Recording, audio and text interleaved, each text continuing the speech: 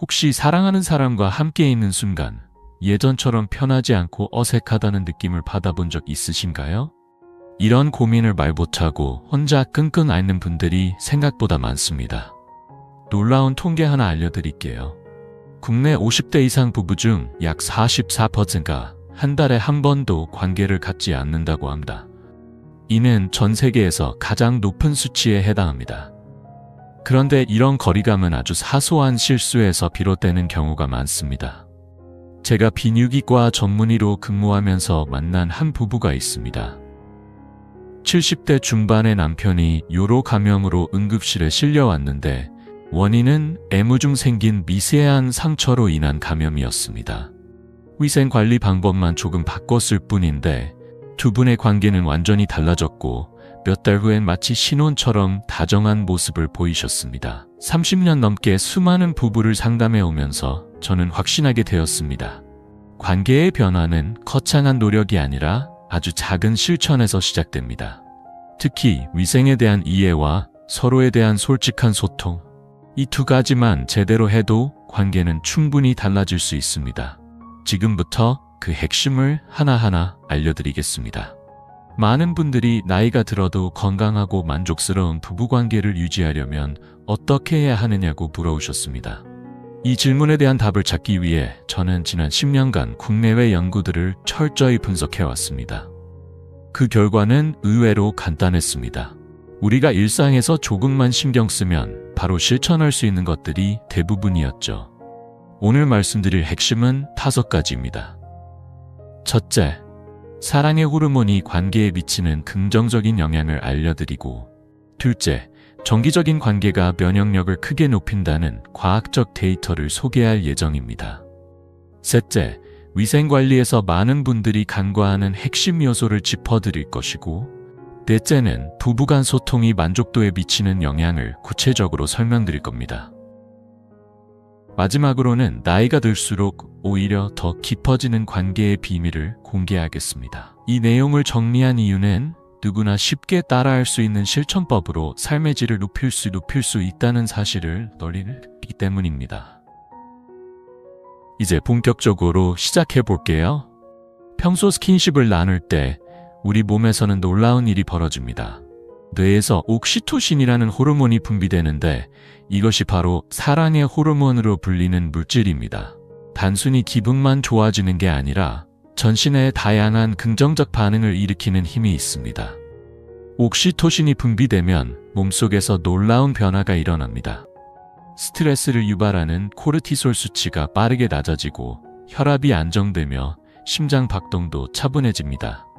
이 호르몬은 단순히 기분만 좋게 만드는 게 아니라 강력한 진통 효과까지 있어 관절 통증 완화에도 큰 도움이 됩니다. 실제로 관절염을 앓던 분들이 정기적인 부부 관계를 통해 통증이 줄었다는 사례가 많습니다.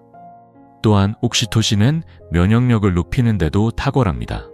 충분히 분비되면 자연 치유력이 활발해져 상처가 더 빨리 아물고 감염에 대한 저항력도 강해집니다. 다만 중요한 건 이 호르몬이 단순한 신체 접촉만으로는 충분히 분비되지 않는다는 점입니다. 마음의 교감이 함께할 때 비로소 효과가 극대화됩니다. 즉, 진정한 친밀감이 있을 때에만 몸과 마음 모두에 긍정적인 변화가 일어나는 것이죠. 단순히 형식적인 관계나 의무적인 만남으로는 이런 효과를 기대하기 어렵습니다. 서로에 대한 애정과 배려가 뒷받침되어야 진정한 유대가 생깁니다. 그래서 저는 항상 환자들에게 횟수보다 질이 중요하다고 강조합니다. 일주일에 한 번의 진심 어린 교감이 매일 반복되는 무의미한 만남보다 훨씬 더 깊은 효과를 가져옵니다. 게다가 옥시토신은 기억력 향상에도 도움을 줍니다. 뇌의 해마를 자극해 새로운 정보를 저장하고 기억하는 능력을 높이기 때문입니다.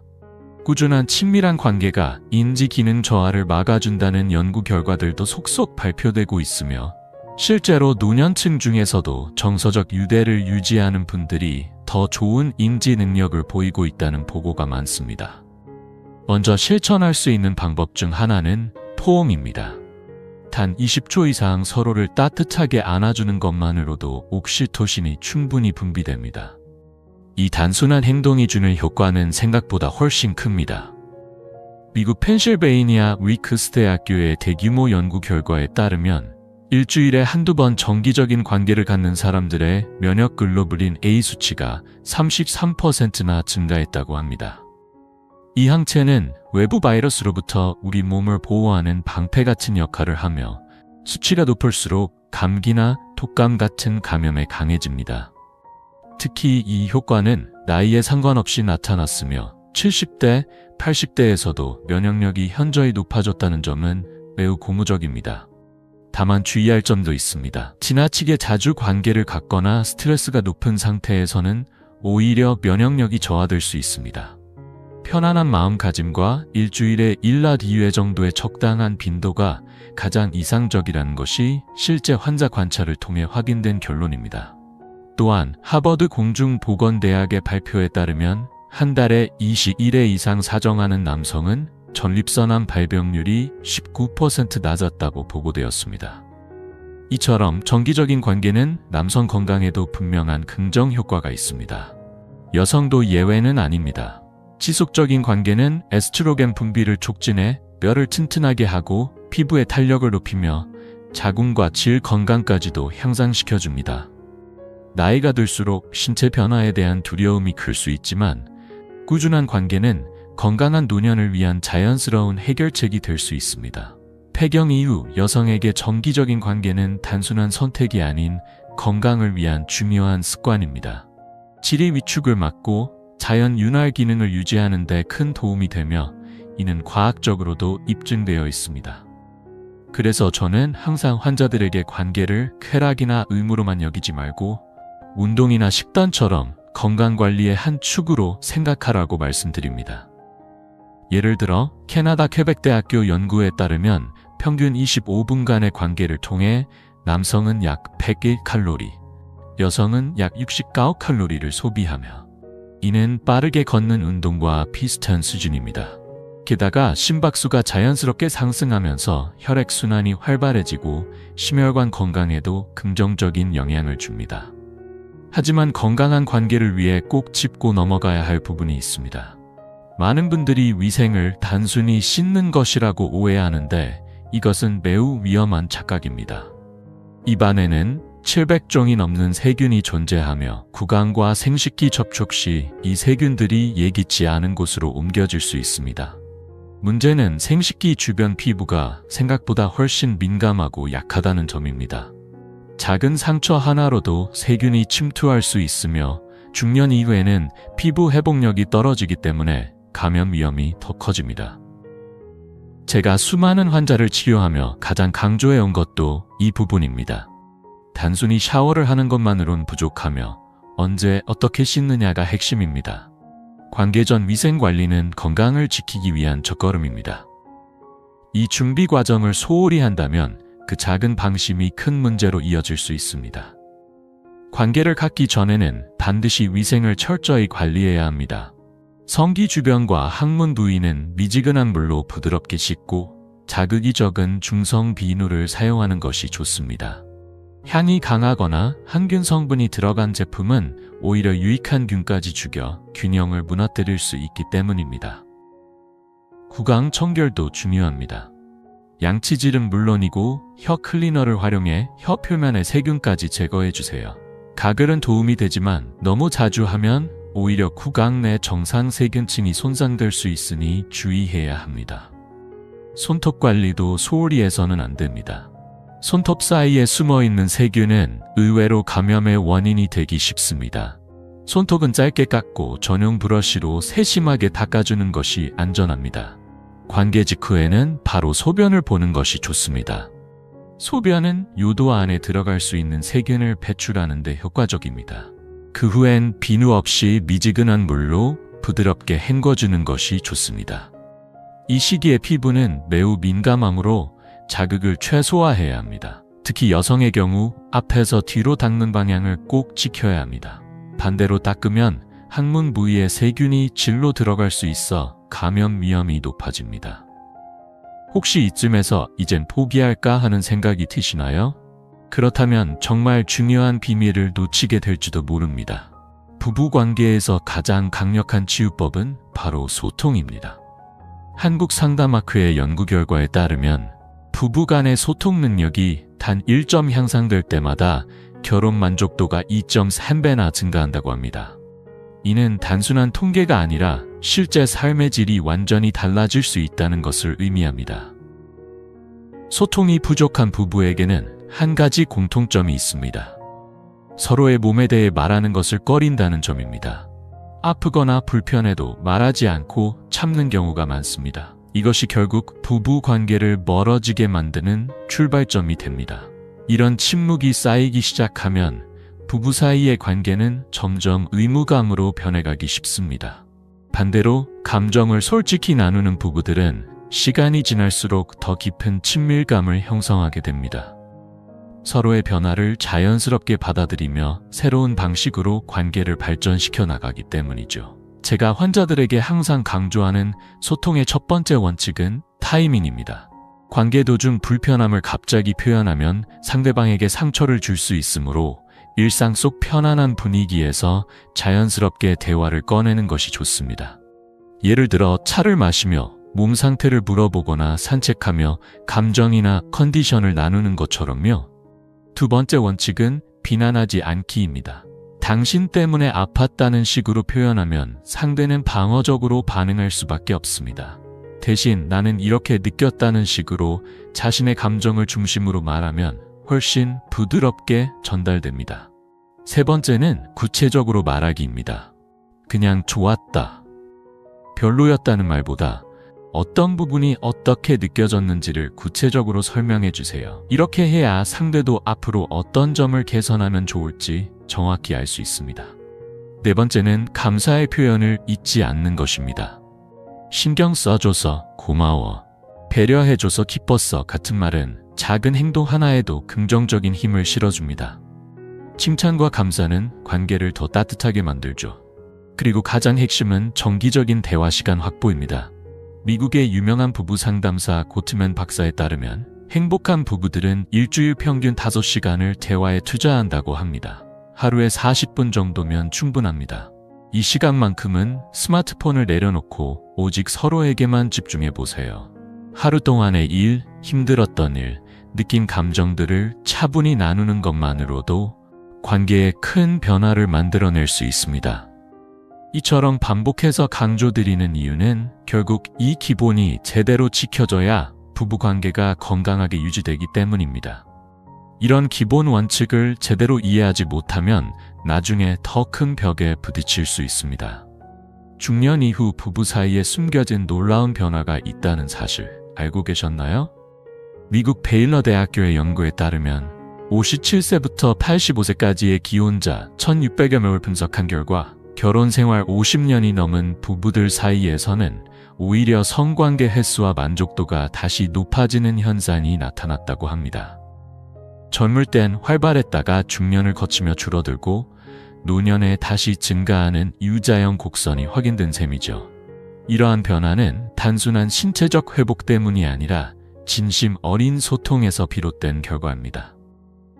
어떤 부부는 체력 저하나 폐경과 같은 몸의 변화를 솔직하게 나누면서 오히려 서로를 더 깊이 이해하게 되었고, 속도나 형식에 얽매이지 않고 편안하게 감정을 나누는 방식으로 관계가 전환됐습니다.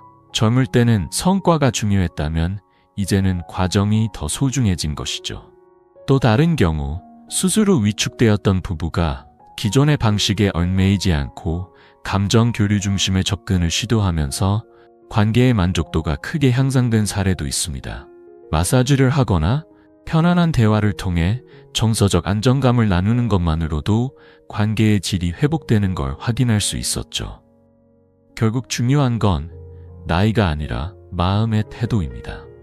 변화에 대한 두려움보다 서로에 대한 이해와 배려가 있다면 중년 이후에도 충분히 더 깊은 유대와 만족을 만들어갈 수 있습니다. 삶의 깊이가 더해질수록 관계의 만족도도 높아질 수 있다는 사례가 있습니다. 최근 홀로 지내던 77세 여성 이명자 씨는 2년 전 남편과 사별한 후 73세의 이웃 남성과 새로운 인연을 맺게 되었습니다. 처음엔 나이와 신체적 변화에 대한 불안감으로 망설이셨지만 상담을 통해 중요한 사실을 깨달으셨습니다. 나이는 결코 걸림돌이 되지 않으며 오히려 긴 세월 동안 쌓인 경험이 더욱 깊고 성숙한 관계를 가능하게 한다는 점이죠. 이처럼 새로운 관계에 대한 고민은 누구나 할 수 있지만 이를 뒷받침해줄 과학적 근거도 분명히 존재합니다. 영국 브리스톨 대학교의 연구에 따르면 10년간 건강한 남성 2,400명을 추적한 결과 일주일에 3번 이상 관계를 가진 남성은 심근경색과 뇌졸중 발생률이 절반 이하로 감소한 것으로 나타났습니다. 이는 관계 중 심박수가 올라가며 심장 근육이 강화되고 전반적인 혈액순환이 촉진되기 때문입니다. 특히 말초혈관의 혈류가 개선되며 손발 냉증 완화에도 도움이 되며 통증 완화 효과 또한 매우 뛰어납니다. 관계 중 분비되는 엔도르핀은 강력한 진통제 역할을 하며 그 효과는 모르핀보다 최대 200배에 달할 수 있다고 합니다. 이러한 작용 덕분에 편두통, 관절염, 근육통 등의 증상이 크게 줄어들 수 있는 것이죠. 실제로 편두통을 앓는 이들의 절반 이상이 관계 후 통증이 크게 줄어들었다는 연구 결과가 있습니다.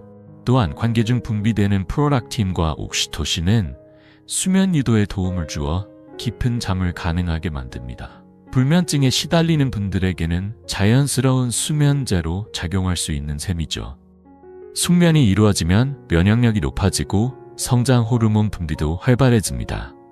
이 성장 호르몬은 노화를 늦추고 근육량을 유지하며 체지방 감소와 피부 탄력 개선에도 핵심적인 역할을 합니다.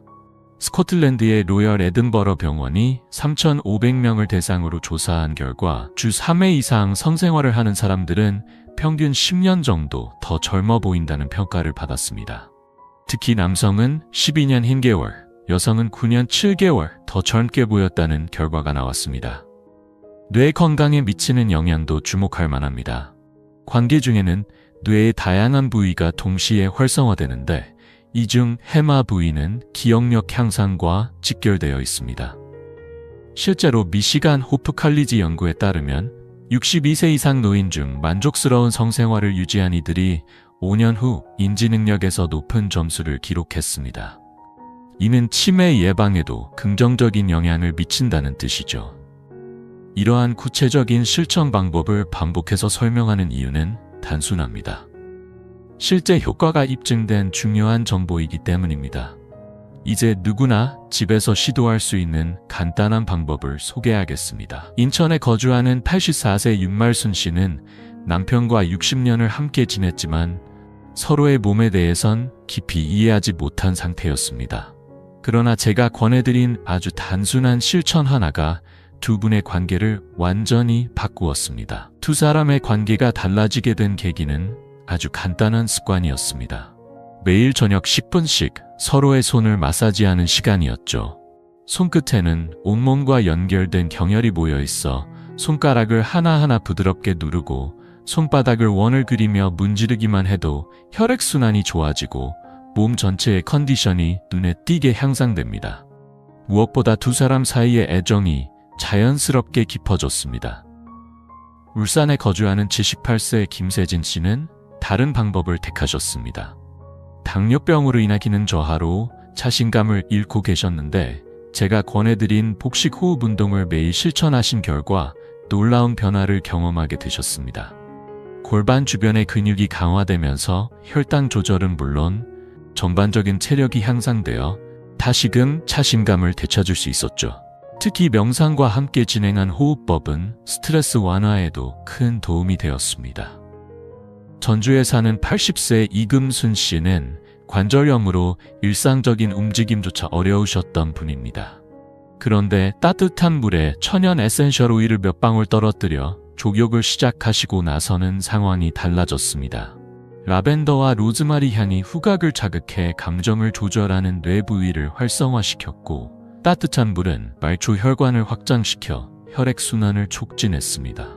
매일 30분씩 족욕을 하며 남편과 함께하는 대화의 시간이 두 분에게는 하루 중 가장 소중한 시간이 되었다고 합니다. 안양에 거주하는 75세 민철수 씨는 음식으로 접근해 보았습니다.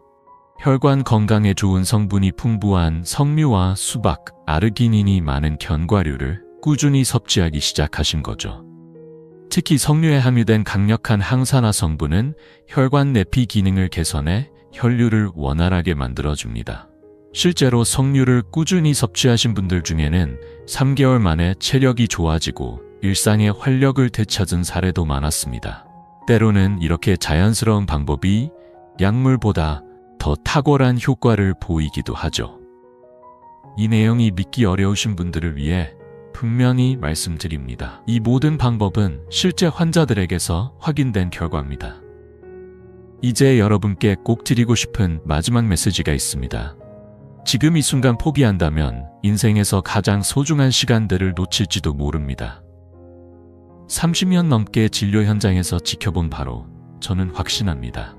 나이는 단지 숫자일 뿐이며 사랑과 친밀한 관계는 언제든 새롭게 시작될 수 있다는 것을요. 그동안 말씀드린 내용을 정리하면 핵심은 간단합니다. 첫째, 서로의 몸과 마음을 있는 그대로 존중하세요. 둘째, 과학적으로 검증된 방법을 꾸준히 실천해보세요. 셋째, 완벽하지 않아도 괜찮다는 여유를 가지세요.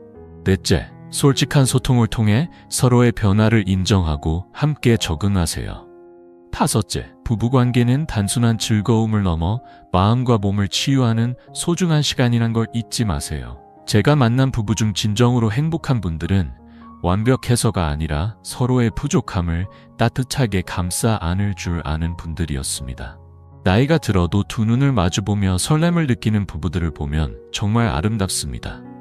그들의 공통점은 세월이 흐를수록 깊어지는 이해와 배려였어요.